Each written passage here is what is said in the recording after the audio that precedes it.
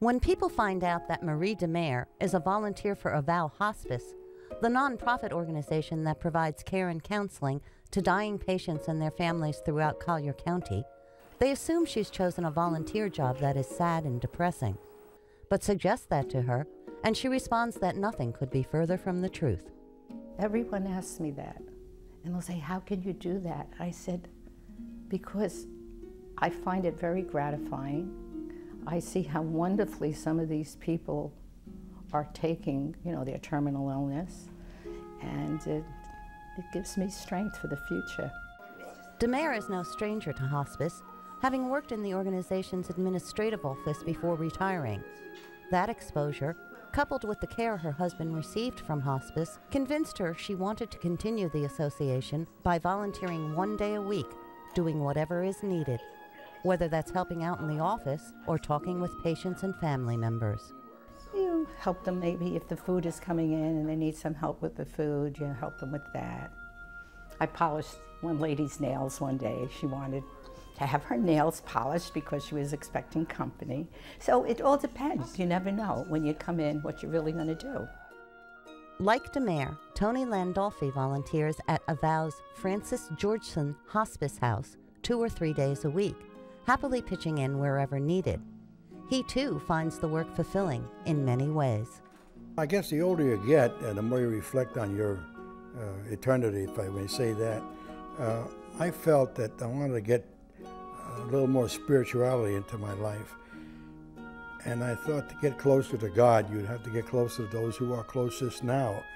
And I felt those are the people here at hospice. My favorite thing to do is to visit with the patients and see them relate, because most of the time they're in the room and there isn't too much to do. And those who are more active, they kind of like the idea of being able to speak to someone.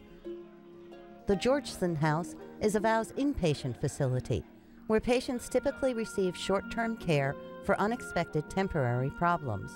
But hospice provides services for more than 1,500 patients annually, and about 99% of those are cared for in their homes or nursing homes.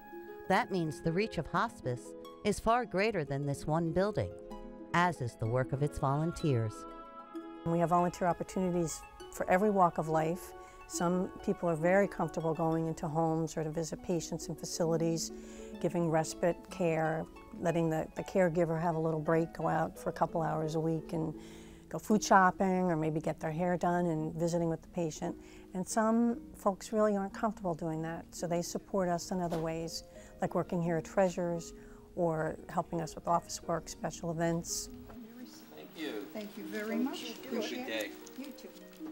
Hospice Treasures and Books is the organization's resale shop on Radio Road.